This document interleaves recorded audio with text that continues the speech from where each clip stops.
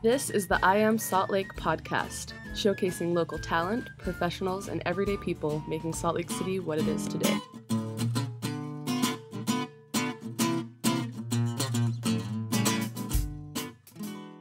And we're back. Thank you for joining us. This is the I Am Salt Lake podcast, episode 30. I am your host, Chris Hollifield, and I want to personally welcome each and every one of you to the special end of the year podcast, the last episode of 2012. I want to thank you for your continual support in this project that I'm doing as you take that journey through beautiful Salt Lake City as I guide you and introduce you to individuals and musicians, professionals, just everyday people that are doing really awesome things here in Salt Lake City. If this is your first time joining me, I want to tell you about my website, iamsaltlake.com. That's going to connect you so you can listen to each and every previous episode, previous interview that I do, so you can find out about the people that make the city what it is. You could download those directly from the website. You can listen to them from the website. There's a link on there for iTunes where you could subscribe, leave us a review on iTunes. Also, I want to tell you there's a contact button up top. Get in touch with me. There's Facebook, Twitter. On Twitter, it's Twitter at twitter.com at I Am Salt Lake. I'm trying to build the Salt Lake community just a little bit tighter and introduce you to people and let you know about events, bands, shows, concerts, new people, things going on. So connect with me on Twitter and Facebook. Both of those are I Am Salt Lake. So can't urge you enough. We do have a 24-hour voicemail, 385-202-5926. Send us a voicemail. We'd love to even get those on the podcast. If you have any events you want to tell us about, or if you just want to give us some feedback on the I Am Salt Lake podcast, we'd love that, or I'd love that. I'd love to hear from you. So anyways, episode 30, the last episode of 2012, I want to tell you about the guest that I was able to bring on this show. It's John Farmer from UtahMusicians.net. I was able to find out kind of how he started his project. And if you aren't familiar with what he's doing over there, I highly suggest after you're done listening to this episode of the podcast, jump on over to UtahMusicians.net and stream some local Utah music. He also is doing AmericanMusiciansRadio.com so you can listen to local music from all over the world. He's really doing a cool thing. Listen to the conversation that I had with John. Get in touch with him if you're a local musician. And let's build this community just a little bit tighter. And I think with all of us, with all of our efforts, I think we can do that. So thank you very much for listening to the I Am Salt Lake podcast. And thank you very much for your continual support. I'm going to jump right into that conversation that I had with John Farmer we met up at the Sorry Clementine shop after hours. So this is the conversation that we had. Thank you very much.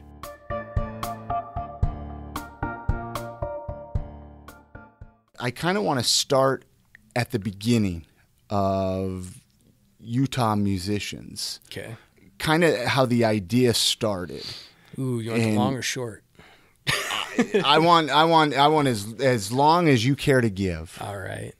You know, how it all started is the long and short of it is that when the economy took a dive, I lost a business that sold groceries to disabled and elderly people, and so I went through that whole who am I phase, and when when the economy took a dive in 2008, I really went through a self-evaluation of who I was and what I wanted to do with myself. And so I said, well, what am I really good at? And two things that came to mind is, well, let's see, I've been playing music my whole life and I'm really killer at sales. And so 2 and 2 came together and I was like, oh, that makes radio, sales and music, and there you go, radio. And that's kind of where the premise of it came to be. I've traveled all around the world. I've lived in millions of places, and I always come back to Utah. And there is such an incredible talent base here of musicians and artists that are just so underground. And I always call them the level 1 underground, because you got your top coat that everybody thinks of Utah as the Mormons and the Mormon Tabernacle Choir and the Osmonds and Clean Cut Family. But if they only dug down one level, they would see that there's this incredible art scene that is just bubbling up, trying to reach the surface. And even this store that we're in, your wife's place right here, this is a great place. And more places like this need to be around here for the people to see, and support. And so, all these other places that I went to, they all supported musicians, but you come back here and it's like they pat you on the back and say, oh, when are you going to grow up? Yeah. And it's just like, really? No, you got to get these guys up. And within the last few years, there's been so many bands that have been coming out of Utah, and then they don't even say they're from Utah. They're oh no, we're from the West, but they don't ever say we're from Utah. We're from Utah. And my whole goal is to say, hey, you know what? I'm tired of the bands having to leave the state. That was my whole premise of what started this whole thing. That was kind of the bubble of where I wanted to go with Utah musicians. So that's pretty much how it got started, is I just said, what am I good at? So when you got it going, you had no experience in radio before, correct? Just when I was 5 years old and I got on a microphone and said, hey. Yeah. But, other than that, so I'm a front man, I've been in a band, and so being a front man's kind of always kind of come easy to me, and talking and everything. And yeah, that. and I want to, I want to touch base on, since you mentioned you were in a band and kind of how that. But okay, so you start this radio. Did you have anybody help you? What ended up happening is, as we started this off, we really started this off in my daughter's bedroom, on her computer, actually. And I ended up confiscating her computer that we gave to her for her birthday. I said, hey, we started it off at 10 a.m. and ended it at 10 p.m. And so what I did is this is streaming online. This is all streaming online, right? Online, so what had happened is my wife finally convinced me to get on Facebook, and then when I went on Facebook, I noticed that, like I said, I know a ton of bands. So one band's over here, another band's over here, another band's over here, but they didn't have a centralized location to promote themselves. Absolutely, and so I said, Utah musicians, let's do Utah musicians. So they have a centralized location that our community can go and look at, so the bands can promote themselves there, and the community can go in and see where these bands are all playing. And that's where it all started. And so I told the bands, hey, submit your music, give us your top 2 favorite songs or your best songs, and I'll put them on the Facebook page, and then people can listen to it there. And that's how it really started, was on Facebook. Well, within a month, we had 82 bands. In fact, what was the first band that you ever played on Utah Musicians? Oh my gosh, let's see. Or do you even remember? You know what? Because it was such a flood. Stobie Krantz, I think, was one of them. Clayton, Bill, or one of, I guess there's, might remember a handful of it. Uwanagani, they were one of them. 2 Times the Fall. In fact, I just did an interview with them tonight. That's before I came here. They were one of them. Again, it was just all of a sudden a flood of bands that submitted their music, and so you could go to Facebook and you could listen to it. And so we started our fan base that way. And then Facebook jacked up their player. So we had 82 songs. If you wanted to listen to song 69, you had to go through 68 other songs to go through there.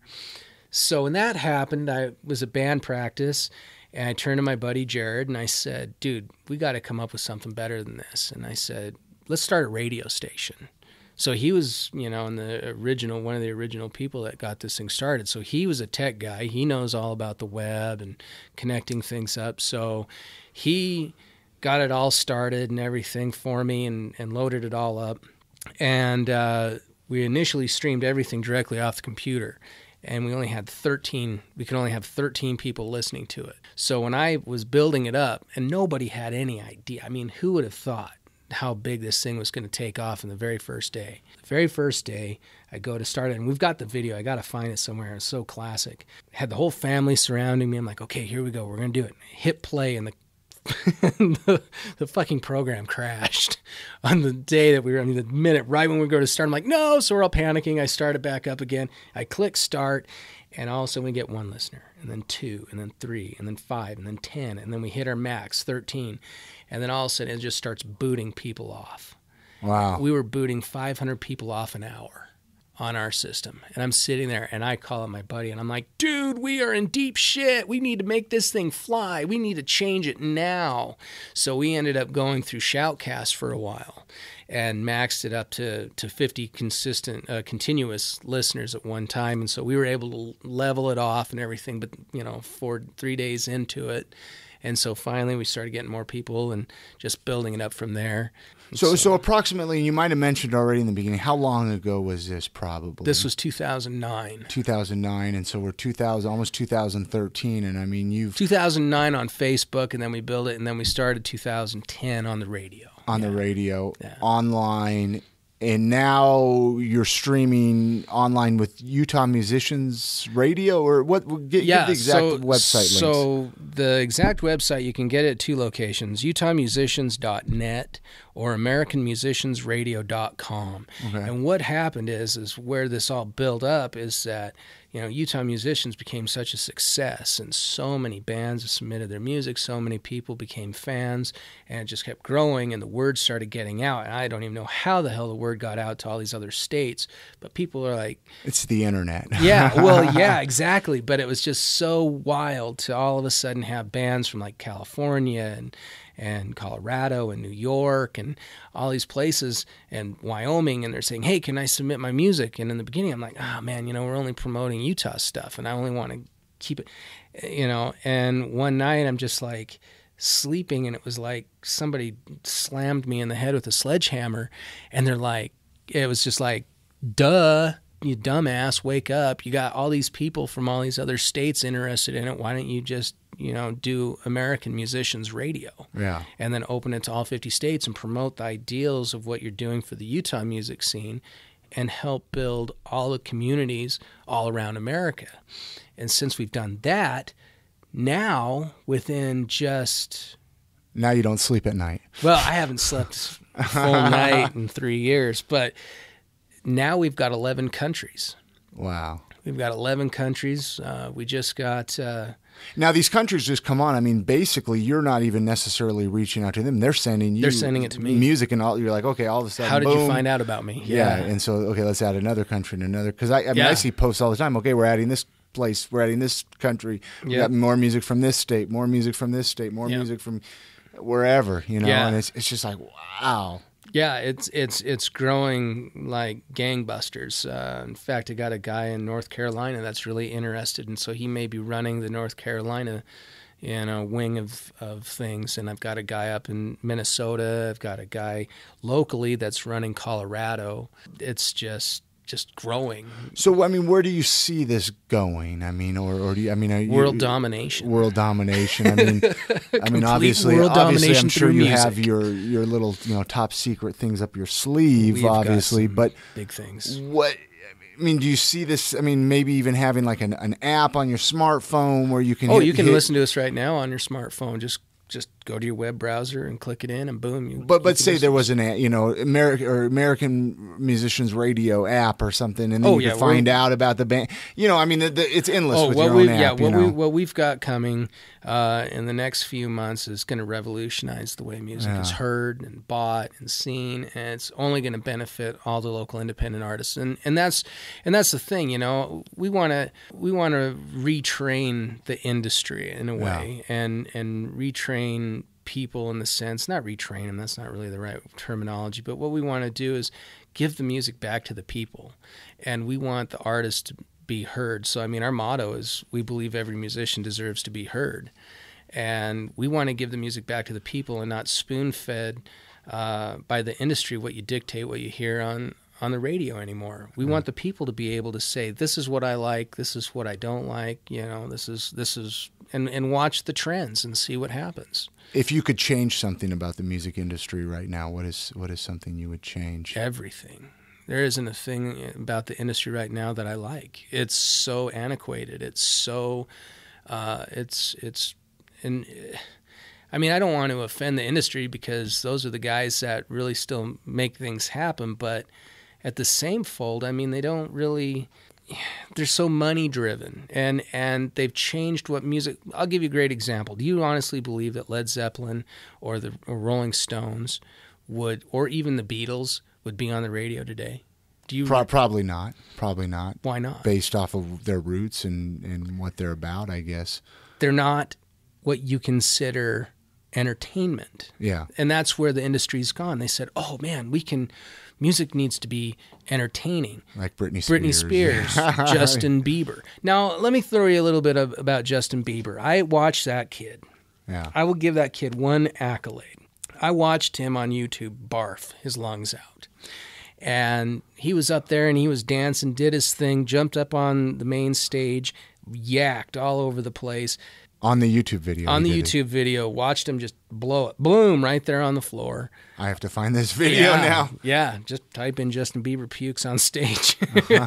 Anyway, he danced a little bit more, went off stage for a minute, and came back, and then just kept raging. And I thought, man, if that would have been me throwing up on stage in front of tens of thousands of people, yeah, I don't know if I would have been able to finish the show. I think I would have either been embarrassed or I would have. I mean, the kid's a trooper. I give him all credit for that. I mean, and he did it twice. Good on him. I give that kid all credit in the world for throwing up on stage and then just keep on rolling and dancing, man. And they said he was drunk or all these other things. I don't care. Regardless, kid was, if he was drunk, even more on him, because 17 throwing up and still being able to perform and sing. How old a video was it? Like how old? Just was recent. Probably really the last recent? 2 months. Really? Yeah. Really? Yeah. I thought maybe it was like one of his Star Search or. Oh yeah, no. You know, when it was No. early days. See, and that's the other thing. You know, you were asking me about what's wrong with the industry. I'll give you a great example about what's wrong with the industry. They want to shut down websites that play copyrighted material. Okay, so they wanted to shut down YouTube. The problem with YouTube is that that's where they found Justin Bieber. Yeah. So why are you going to shut down a website that just made you hundreds of millions, if not $1 billion, for one artist? Why would you shut that place down? They're making it to the point that they were saying that if you were videotaping your kids swimming and Beyonce was playing on the radio, that gives them the right to be able to shut down the website. Which is crazy because, I mean, I remember back in the days of Napster, and I would download a band maybe I didn't hear of, and I'd be, oh, this is cool. And then I'd would go out and buy a couple CDs. Go buy it out there. But chances are I'm not going to spend $10, $15 on a CD if I don't know what the hell they sound like. Right. You yeah. know what I mean? And so what the industry does is they spend hundreds of millions of dollars to spoon feed you and play the same song 8, 9, 10 times a day on the radio. On the radio. Just so you get numb to it and say, I will buy it. And that's what they do, is that, repetition. Yeah. And I'm trying to simplify the world and say, let's give it back to the people. Give the bands the opportunity to give you the raw material, not this homogenized, crap that the industry gems up for you. So back to your website. Sure. You go on, you click on there. Somebody who's listening in now has never been to your website. They go on there and they can actually click on the individual states or countries, correct? Yeah. Or individual states and countries. You just go to international, and then there'll be a list of the international. And so if you want to hear Utah, you click on Utah. Utah. If you want to listen to Washington, you click on Washington. And then does it show which band is playing? Yep.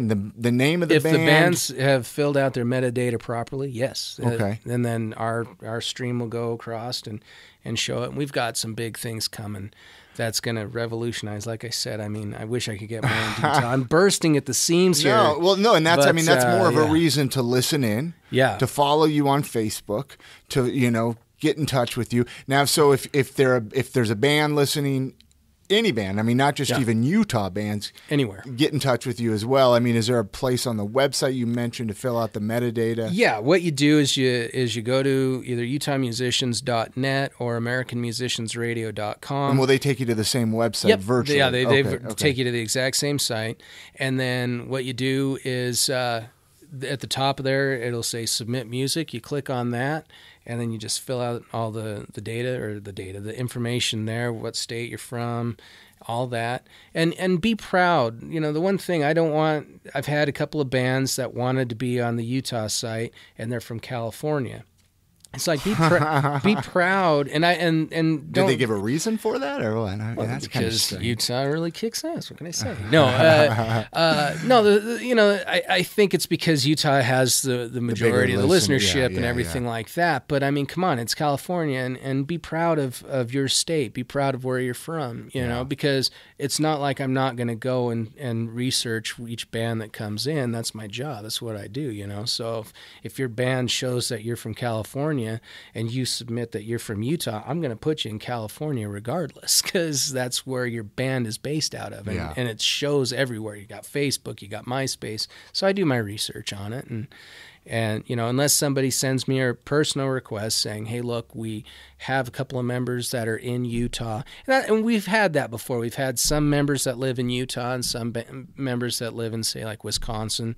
And so what they want to do is they say, well, can we have our music played in both states, because we've got members that live in 2 different states? I'm like, yeah, well, I'm definitely down to help out in any way I can. Now, will you play a band that submits something to you that's maybe on a major label? No. Or they have to be unsigned? They have to be unsigned, independent, and play original music. We don't want copyrighted materials just for the fact that it's already been done. People know it. We want to hear what the bands have to offer, what you're bringing to the table, what your talents are, what your writing skills are. One of the greatest stories that I had a band from central Utah, small town. I think it was a population of like 1,000 or something like that, 1,200. And they sent in a song that was recorded on a laptop, and they set it in the middle of their recording studio. And they said, this is all we can afford. This is all we've got. And I said, well, and I listened to it, and I said, well, if this is really what you want the world to hear you as, then I'll play it. But just understand that the world's listening. And I said, well, thanks. But yeah, just play our music. I said, cool. Okay. So I threw it on. Well, they ended up being put in between 2 high-end recorded professional bands paid a lot of money paid a lot of money to have their stuff done. Yeah. And so you had band A play, and then it was the band from middle Utah, center Utah, and then you had the second band. So they were in between, and I was listening at the time because it was automated, and I just went, oh man, that's pretty brutal, but I guess that's the way and luck of the draw at the moment. And 2 weeks later, I get an email from the band and another recording of the same song. And they said, we were listening to the radio. They had been listening to it at the same time I was listening to it. And they said, we were listening to the radio when our song came on, and we realized, damn, we sounded like crap. So we went to a studio and we got it done. And I listened to it, and the song was 1,000 times better. It sounded much cleaner. And they even said, we learned how to work together better. We learned about the process.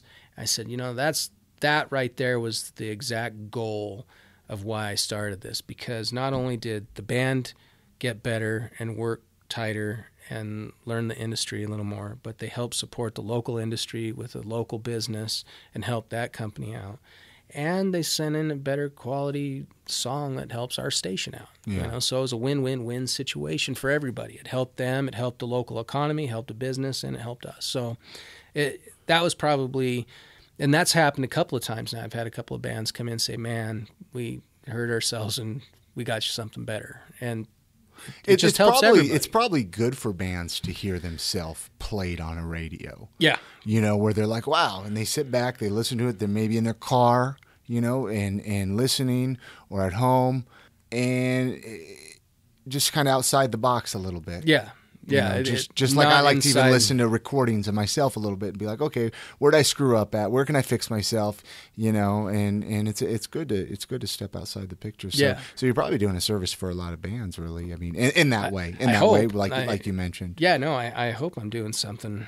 Any idea how many Utah bands you have, just off the top of your head? I mean, I know that's. We are just about to break 500. About 500 bands here, and what's crazy is that's probably just a small portion of Utah bands. I know of at least another 500 to 600 bands off the top of my head that haven't sent their music in yet. Yeah. Yeah. Well, I mean, I know even if it wasn't for this podcast, I would have never even known of your, and so you got a long ways to go to even still get your name out there. Oh yeah. And I mean that all, Well, and, I mean for you, I mean, it's same thing, Yeah, I mean, a bunch of bands that have yet to submit their music in, and so yeah, I mean, it sucks. But you'd be surprised how many bands I talk to and they bring you up. Really? Oh, my buddy John Farmer. I was talking to Folk Hogan. I did an interview with those guys, and they brought you up. Oh, yeah, John Farmer. Da da da. And they mentioned it in the interview. I can't remember the exact words or what they said. But, right. And I was like, oh yeah, those John, guys, John. I love those guys, man. So they're funny. They're just a great group of guys, man. Great group of guys. They're just fun to work with, and they just have such a great energy. I love those guys, man. Yeah, and they work. You could tell they work hard. They got a great Take website. It very seriously, and, but yet not so serious that they don't have fun with it. What are some bands that you feel aren't getting recognition that deserve? I mean, is that hard to not single anybody out? I mean, I really try to keep myself out of singling any. Well, any do you got a couple favorite local bands? I do have a few favorites. Adola is definitely one of my favorites. See, I haven't checked them out. No. Yeah, they're out of Provo. What is with the Utah County bands? I mean, seriously. I mean, there are some great bands down there. And I used to live down there, and I hated it. I was like, oh my gosh, I can't. My mom still lives down there, and it's, the town rolls its carpet up on Sunday, and it's funny. I was thinking about that and talking to the guys about that too, and I think what it is one, it's a little closer knit community. Yeah, it's 500,000 people, 500,000 people in the whole Utah County area. Yeah. And, the one thing is that all the families want their kids to learn an instrument. I was pushed to instruments. I was pushed to play instruments. Yeah. Pushed to play an instrument. And so some kids take it to the next level and some kids don't. And so you've got this close-knit community.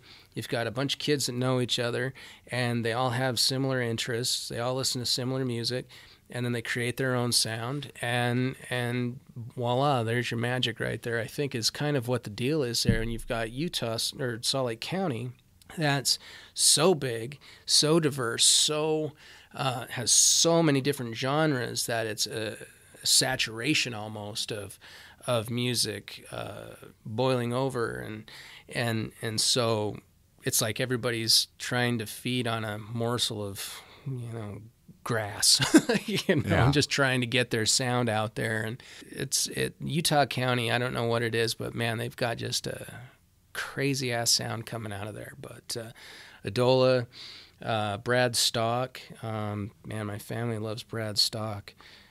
He's the only guy is unsigned that has his own laser show. That's at the Clark Planetarium. Wow. And I don't know if he got an extension on it, so I think that's good. But the laser show is just dumbfounding. I went and took my 5-year-old, and it was a little too intense for her. But just the music, the lighting, the whole thing. But yeah, Brad Stock is really I haven't heard of him. Opal Hill Drive, Jedi, and that crew is really a good band. Those guys they need to make it. Do you find yourself? I mean, obviously you find out about a lot of these bands when they submit music to you. I mean, do you think maybe you wouldn't have found out if it wasn't for? Oh yeah, I mean, that's your service. I'm a music junkie. Yeah. I'm an addict to music, so this is really literally every time a band sends in music, it's like a fix, and I really, a lot of bands I've never heard of, and man, they come flying out, and it's pretty amazing. I mean, I could give you, I could give you, like I said, I mean, I hate throwing out, just singling out any bands, but I mean, for each genre, like Rickshaw, that is just one hell of a band. And you got, like I said, Adola, there's like psychedelic. Rickshaw is like heavy metal. You've got, Ghost Town, which is country. Burnell Washburn would be like hip hop. It's just, I mean, I could just go on. Sofa Slice, psychedelic, Stone Feds out of Moab. Those guys have been around forever. They're veterans, and man, you want funk? They're awesome. The Chickens, they're awesome. In fact, they're the band that opens up for radio program. So you do is that every night that you do a radio show, or is it? I try to do it. I try to do it every night. It gets kind of right now, because I've got so many things going on with the radio station and so many things that we're building up. Family life as well. I've literally had to cut down my hours of work because my health. Yeah. I was working 20 hours a day. I was working 140 hours a week for 2 years. My doctor said, your kidneys are shutting down. You need to calm down, buddy. So there's a tip for anybody listening that are workaholics. Don't overwork yourself. High blood pressure and kidneys. And so I was like, okay. So I've toned it down to about 14 to 16 hours. A day. A day. Which is still crazy. Well, let's find out a little. I love our community. I love our music. And I mean, you're doing a great thing. Thanks, man. I mean, I love it. And I save money with music by just hey, when I'm at home, boom, click on the website and just put some tunes on, and I'm ready to go. I mean, that's and I can find out about bands to bring on the podcast. Really, Well, and that's the other thing that a lot of people are getting used to. Some like it, some don't. But, the whole premise of our radio station is when you listen to the radio station, you're getting like 1 minute's country, the next minute's rap, the next minute's heavy metal, the next minute's screamo, the next minute's hip hop. You're not going to get the exact same style of song or music in 3 to 5 minutes. And so you may not like country. That's fine. Turn it down or go to a different state and listen and then come back, because I guarantee you the next one isn't going to be maybe your favorite style of music. Maybe, you like heavy metal, so the next song may be heavy metal. But the whole premise of the radio station is to showcase what the state has to offer. Excuse me, what the state actually has to offer. It's not, like I said, force-feeding you Britney Spears, Katy Perry, Justin Bieber, Justin Timberlake, all those guys. You get a great eclectic mix. It's just like your iPod shuffle, and not everybody has just heavy metal on their iPod. Or when you listen to a radio station, you're not going to like every song that's played on there, even if it's of the same genre. You know what I mean? You don't like it. And the other thing is that on our station, when you listen to standard radio, you listen to 2 songs and then 5 commercials. With us, you get 5 songs and maybe 1 commercial, if not 10 songs and maybe 1 commercial. We want to keep the continuity of what our station's about, and that's music and supporting the locals. And so listen to the local music. And when you're an advertiser, you want to stick out like a sore thumb. When you're listening to standard radio, advertisers don't stick out like a sore thumb. Well, not only that, but when the commercials come on, boop, you change the channel till you find another station that's playing music. So even if you're the second, the second advertiser or the second commercial, odds are you're not going to be heard. You're going to have people changing the channel. And if you're third or fourth advertiser, odds are real slim at that point. So we want to help the local businesses, have them stick out like a sore thumb, support the local, businesses, locally owned and operated companies, and make them stick out like a sore thumb and get the music out there. That's all I care about. That's it. Let's find out a little bit about John. A little bit about you. You mentioned in the beginning. Yikes. Yikes, scary. No, seriously. You mentioned in the beginning you play instruments. You played in a band, or what? Do you still play in a band, or no? I still like to claim that I have a band, but who doesn't? Hey, I'm in a band. But no, our guys still try to get together once in a while, but we haven't for a long time. I gotcha. The name of my band is Suncloud. We're just a bunch of hippies. Oh, no, yeah. Well, you mentioned that when I met up with you. Yeah, so, I've been playing music forever and a day, but the band's been formed since 95. And what do you play? When I'm on stage, I play the rhythm guitar and vocals. Okay. On, like, say, if we were to do a studio recording, I actually play all the instruments. So I'll play the guitar, the drums, the bass, piano, vocals, mandolin if needed, whatever, and throw all that together, and then I hand it off to my guys and say, here's some new music, and tell me what you think, and then they throw their flavor to it, and then it becomes a completely different song. And we go from So there. you play all those instruments. I mean, are you self-taught then, or did you take lessons? Self-taught. Self-taught, yeah, all by ear. So I just I started playing the piano when I was 3. Wow. And then took a hiatus because my family, again, was one of those pat you on the back and said, when are you going to grow up? Yeah. Little did they realize that music was literally everything about me. Like, if you want to know anything about me, just say music and you know me. Well, I mean, where would you be without music, right? I'd be dead. Yeah. I would literally be dead. Yeah. I know for a fact that music saved my life. I had a choice of becoming an alcoholic and dying at 27 like every other rock star out there, or getting my shit together and, Playing music. Play music, yeah. Well, and how it all came down is my good friend Fred Marson. I was playing blues and getting drunk every night, getting on stage. And he finally just said, John, you got a choice. You either keep drinking and quit playing, or keep playing and quit drinking, but you can't do both. And it stuck with me. That stuck with me forever. So why do you think so many musicians are such heavy drinkers then? Because you're playing at a bar getting free beer. Well, no, but I mean, what I'm saying is you realize that at 27. I realized that a little earlier. Or earlier. Yeah. But then there's musicians that are a lot older, just don't get it, I guess. It's who they are. It's what makes them function and what makes them, I've got nothing against anybody. No. But, again, that's what they choose, and good on them for sure. Yeah. I definitely don't have, I just learned because what meant most to me was the perfectionist in me of being the best musician out there. And so I literally went dry for 6 months solid and went underground, put the headphones on, just listened to everything, played everything I could, and went back and scared everybody off stage, because I went back and everybody's like, I'm not playing with this guy. And so I literally had to pay my dues all over again and get on stage with a bunch of newbies. And I mean, I started out with people that, combined total of experience would be 200 years of experience on stage, and I wrecked the hell out of it. Wow. And I was baptized by fire. I think that was the big thing. And that was all here in Utah? Did you grow up here in Utah then? Yeah, I was born and raised here in Utah. I've lived everywhere else, but you go to England and you say you're a musician, and they say, prove it, do it. And so I get up on stage and play, and they're like, okay, yeah, you're good. Keep it up. And come back here, and they're like, oh, yeah, when are you going to grow up? Yeah, this is all you're going to do with yourself? How can you make any money doing this? Well, with your attitude, not much money, thanks. People that just, they don't understand.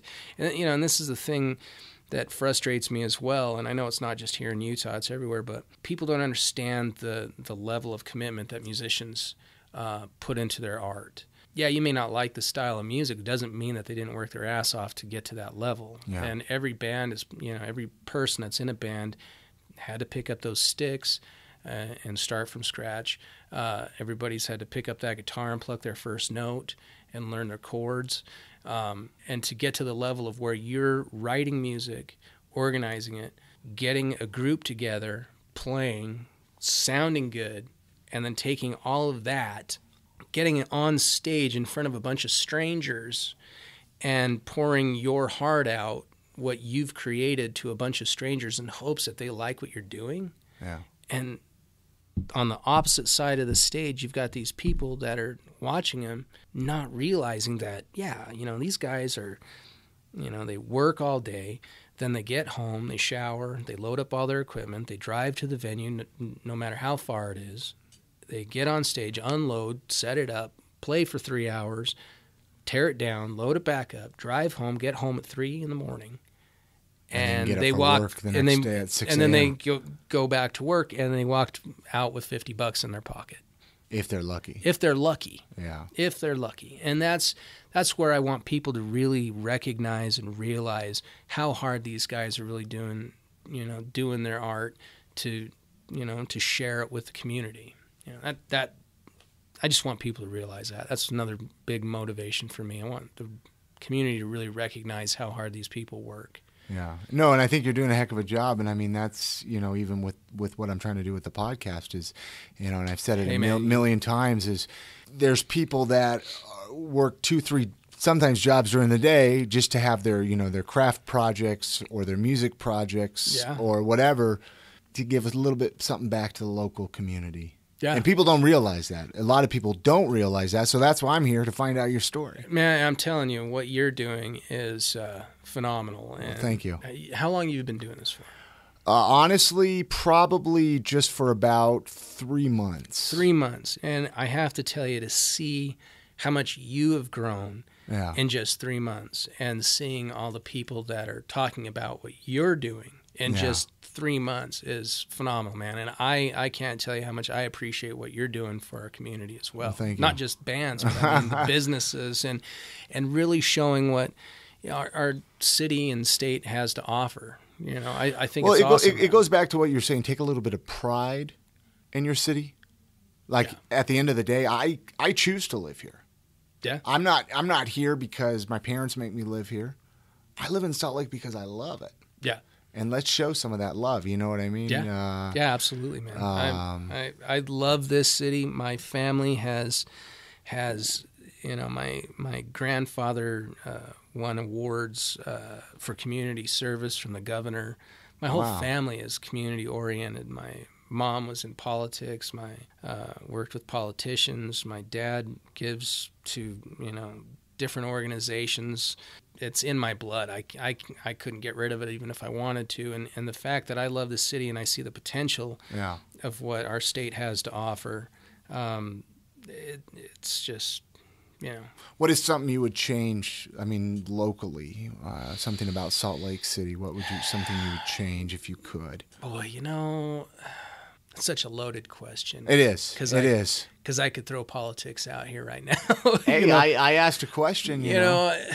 I think what I would definitely like to see change is, and I know people will argue this and say that they don't and they're not, but the narrow-mindedness of our community in the sense of religion and politics and one party over another. If people would just accept the fact, and again, I'm blue, man. I'm a Democrat, and I know I was going to turn off half of your listeners right now, but probably not. Not. But coming from Utah, being a Democrat, being a non-Mormon, I've had the odds stacked up against me from the day I was born. 70s were brutal, but I can imagine. Yeah, oh man, but. It's getting a lot better. Yeah. It really is. I've got a lot of friends on the right, and we have some of the greatest debates and arguments and name calling. But at the end of the day, what keeps us really good friends is music, because music is the universal language and of tolerance of everything. And we love each other. We're just, big shout out to Adam and Peter, Adam from the Turks. There you go. That's another one of my really good, favorite bands. Werewolf Afro, that's Peter Van Horn. He's with Werewolf Afro, another great band. So just great name calling guys. Yeah. Yeah, I love those guys. And they're a little bit more on the conservative far side. Right. Yeah. I tell them that they're so far right that they're a donut. Yeah. And just crawl themselves right back up. But, growing up in Utah, you probably have seen a lot of change. A lot of great for changes. the better. Yeah. A lot of great things changing for the better. Absolutely. Yeah. There's a lot more tolerance in the sense of acceptance, I should say. Yeah. Religious-wise, it's a lot more loose. Things are getting a little bit more lenient on the liquor laws. A little bit. No, but it could be worse. It could be worse. Could be Colorado. Has Colorado got pretty strict liquor laws? Well, or it could be Colorado in the fact not of what anymore. Just passed. Not anymore, but when I went there back in the early 2000s, you couldn't buy alcohol on Sunday. On Sunday. In Colorado? Yeah, just regular standard beer. But then here they legalize marijuana, right? Yeah, good on them. Well, absolutely. Yeah, but you could go to Kentucky and to Lynchburg, and you can't drink at the Jack Daniel's plant because it's a dry county. Yeah. So you got to go off out of the border and have a shot of whiskey. Well, Utah County, you couldn't buy beer or liquor or something Yeah, like there's that on something Sunday. like I think that. you can now, if I'm not mistaken. Yeah, but again, that was better than Colorado. Yeah. Yeah. I mean, and that's what, people are so quick to, complain. And I realize, it's all state run and blah, blah, blah. But hey, we got it. Yep. So exactly. It's, if you want to drink, you can drink. and Yeah. so. Yeah. It's, if they could just loosen up a little bit more on the whole gay marriage and all this other crap that's just such hot buttons and, BS, just let it go, guys. It's not a lifestyle. It's not. It's not like they said, "Oh, I'm going to be gay today." It just things like that. I think things are going to. I think there's people that don't see. Even with certain. I think we're going to see. I mean, private club for members. I know I brought it up on the podcast before. Hey, I was. But I worked a lot at the of Dead us. Goat. A lot of us never saw that day coming. I worked at the Dead Goat when they changed it, and it was a weird day. How was that working at the Dead Goat? I mean, that is a historical, memorable thing in Salt Lake City. I mean, the Dead Goat Saloon. Yeah, I mean, come on. That was had to be hands down the greatest bar anywhere. Absolutely, because you would have people coming in from Utah Symphony in their suits. Yeah. And they would come down for a drink. Ladies would be in their dresses. Guys would be in their suits or tuxes. And you'd have people in cutoff shorts and tivas and tank tops sitting at the same table with them having a beer and a laugh, because it was just that kind of place. It was like everybody loved each other. They didn't care. It was just, hey, you want a beer? Sure. Hey, you want to play a game of pool? And everybody just laugh. It was just mellow. In the 10 years, I think there was maybe 3 fights. Is that how long you said you worked there for 10 years? I went there for 10 years, worked there for 1.5. And what'd you do there? Bouncer. Yeah. And time I was there, I think I dealt with 2 fights. That was it. Yeah. But there was no fights. The place was just Tolerantville. You probably met some rad people there. Oh my God, man. Yeah. I still have some of my best friends from there. Yeah. And I think about them every day. They're just great people. Just great, fun, calm, cool people. Yeah. Yeah. Tell me something about yourself that people listening probably wouldn't expect from John. Oh my God.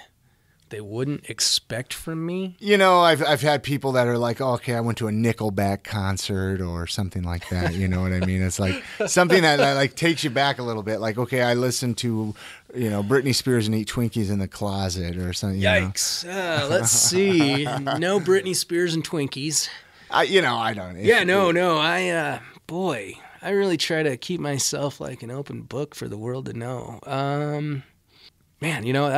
Let me think about that, because I really gotta. What is it that somebody or guilty pleasure? Guilty pleasure. Maybe a favorite movie that just you wouldn't want somebody to know about. Or... all right. Not so much that I wouldn't know about. One of my favorite all-time movies. My all-time favorite movie is Amadeus.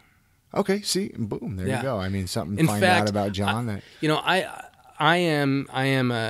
I love being funny. I love being a comedian as much as I can, try to get people to laugh at things. But the movies that I love the most are like the most depressing, dramatic movies like Amadeus, Dead Poets Society. Those happen to be my very inspirational movies. Yeah, those are my 2 all-time favorite movies. Another thing, working on an album for the last 11, 12 years now, 13 years. That I want to finally get done, but I can't really talk about it because I want it to be a surprise for the world. But besides music, I mean, what are some other hobbies of yours? What do you enjoy doing in your spare time of 14 to 16-hour days? Sleep. Right? Sleep, right? Sleep. Hey, that's my favorite pastime. I'll tell you what, that could be a hobby. Yeah. I used to be a cyclist, so I guess it's a hobby now. But yeah, getting on my bike and going for a bike ride. My biggest, is just my family. It's not a hobby, but that's what I love to do when I'm not working, is just be with my family. And there's nothing wrong with that. Yeah. There's nothing wrong with that. They barely see me as it is. So. Are they pretty supportive of what you do? probably the most supportive of anybody on earth. Yeah. My wife has been the backbone. There's been times that I've second guessed everything, and I said, "Am I doing the right thing? Is this?" And she's like, "John, this is the most right thing you've ever done." And she's like, "You are going to make this thing work." And she's been my everything. She has backed me up like nobody's business. Yeah, I Shannon, I love you. Hey, my wife. Yeah, my beautiful and wife. you know what? That is awesome. I work with guys that despise their wives, know, and it's like, gosh, they're supposed to be your best friend. Yeah, I mean, it's the same thing with my wife. I mean, she's so supportive. Yeah. Of however to be creative and to express yourself and to get yourself out there and not work that garbage, I mean, I have a 9-to-5 job right now. Sure. But she's it's like, if you can create your own thing, do it. Yeah. And there's not a lot of women like that out there that are they want, okay, when you get off from work at 5, I want you to sit on the couch and watch sitcoms with me all night. I'll tell you,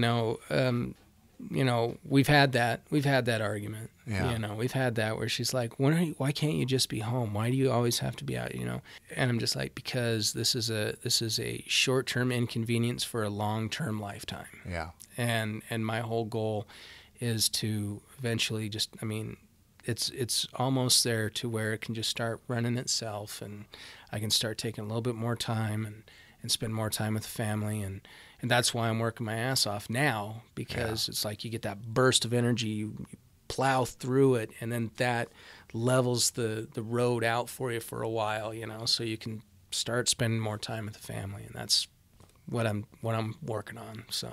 And you leave something behind too, I think, for people, a little bit of a legacy, I hate saying it, but my goal is to definitely leave a mark on this planet. I definitely want to leave something for future generations, for my family. What I've always said is I want to leave something for the family that I'll never know. Yeah. That they can say, wow, great-great-great-grandpa started this, or something like that, or other families, other kids that can benefit off of what I started to help them advance into their music career or whatever, so. And I guess it'd be probably a silly question to ask, would you go back and do it all over again? Every single thing that you've done. I mean, because I guess if you didn't do it though, you wouldn't be where you're at today. For Utah Musicians Radio. Yeah. I mean, just everything you've shared. I mean, you've had obstacles and you've had challenges, but you wouldn't be where you're at today if it wasn't for all those things. Yeah, and it's actually funny you say that, because I was talking to Shannon, and I said, it's so weird, all the crap I know now because of this. Yeah. Yet I feel like I don't deserve this knowledge, if that makes any kind of sense. Because to me, it's like I've had fun, and I should have gone to college for this. Where's my degree in this? Like, I don't understand. Like, most people that get where I'm at had to go through universities, had to go and get a college degree, had to study 4 to 6 years to get this kind of knowledge. And I feel like, man, I really don't deserve this, because there's so many other people out there that should deserve this because they've worked. But most people aren't driven like you are, and they need that guidance, that push, of somebody behind them. Yeah, a boss, whatever. A great wife. No, exactly. If it wasn't for a supportive spouse or a teammate or partner. I really don't know where I would be without her. Yeah, it sounds corny. It sounds cheesy, not. But, it doesn't. It doesn't. The typical cliche kind of. If it wasn't for my wife, pointing to the sky, thank you God. But it's true. Yeah. Thank you God, and thank you Shannon, and thank you family. Thanks mom and dad, everybody. My daughters, my son, everybody. They've all, in some way, kicked me in the ass and said, "No, this is all you, man, and you got this." So.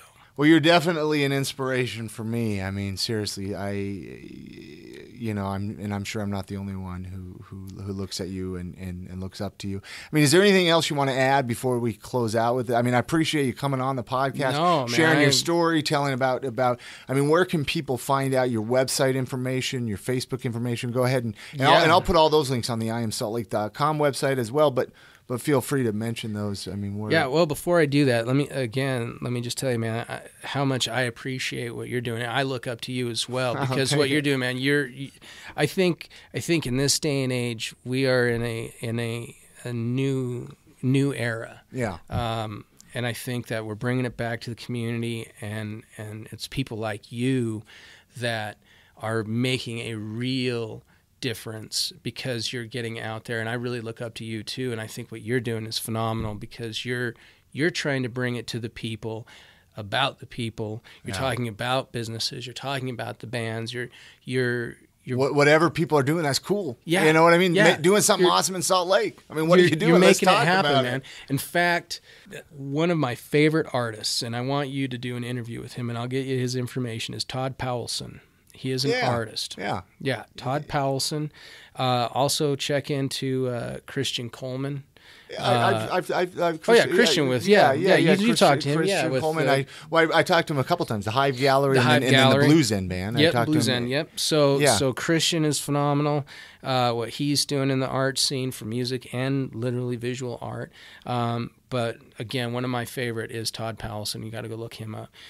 But again, I really look up to what you're doing because you're a pioneer of this because there's nobody else doing it, man. You came up with an idea of promoting the scene, promoting what the whole community has to offer. And dude, that screams shitloads about you and what it's doing for our community. And I look up to you too, man. So I thank you letting me come on here and just talk. I really appreciate it. I really do. Thank you. Where to find me, go to Facebook. You can do facebook.com/Utah Musicians. That'll come right up for you. Go to just type in Utah Musicians. You'll see the Utah Musicians logo, Utah Musicians Radio. Make sure that you see the one that says radio because that was one of the funniest things is that when I started this on Facebook in 2009, there was nobody that said Utah Musicians. Nobody. And then I typed that in, and then within a matter of a year, there's Utah Musicians Network, which I'm utahmusicians.net. So network, you know who you are. Love you, but come on now.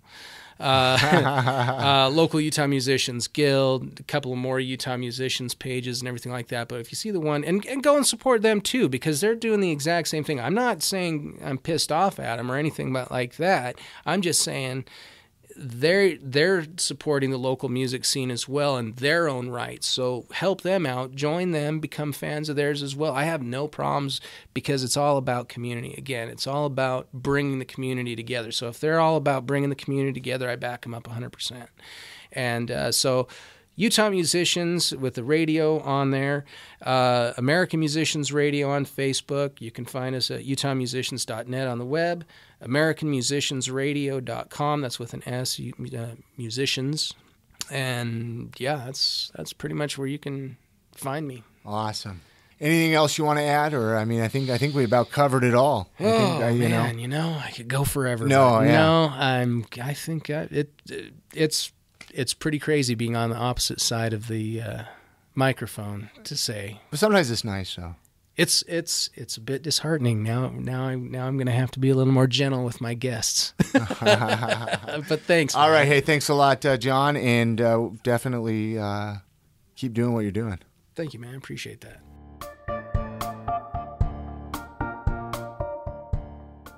All right, seriously, thank you so much, John Farmer, for sitting down with me and chatting, telling me your story about Utah Musicians, American Musicians Radio, sharing that with the rest of the podcast. So seriously, thank you very much.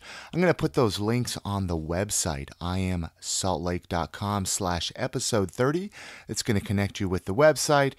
the UtahMusicians.net Facebook, American Musicians Radio Facebook, all of those at IamSaltLake.com. So click on those show notes, get in touch with him.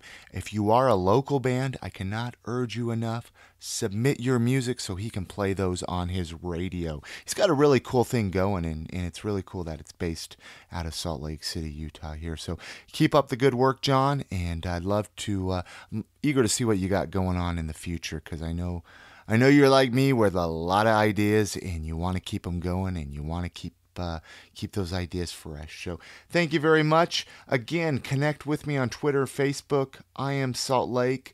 Let me know what you think of the podcast. Get in touch. Our 24-hour voicemail, 385-202-5926. I want to give a special thanks to those of you that have helped support the podcast, both financially and non-financially, by spreading the word on Facebook, Twitter, and all your social media sites, and as well as all the people that have reached out with any support that you've had to offer. If you want to kick over $1 or $2, kind of help keep the project going, that's IamSaltLake.com/donate, and your donations are greatly appreciated. So thank you for those of you that have helped out. Got a lot of really fun and awesome ideas ahead for 2013. So I need everybody to help out and get the word out there about the I Am Salt Lake project. And get in touch, IamSaltLake@gmail.com. Our voicemail, 385-202-5926. If you'd like to come on to the podcast, I'd love to bring you on as a guest and share your story with the rest of my listeners. So until then, you guys have a safe and happy New Year's Eve. Get out, see a local musician, go to a local event. I don't care what you do, just get out and have some fun, create some memories with some loved ones. And other than that, I'll be back on Wednesday showcasing a new individual, a new professional, somebody doing something really cool here in Salt Lake City, Utah. You guys have a wonderful evening, and we'll see you then.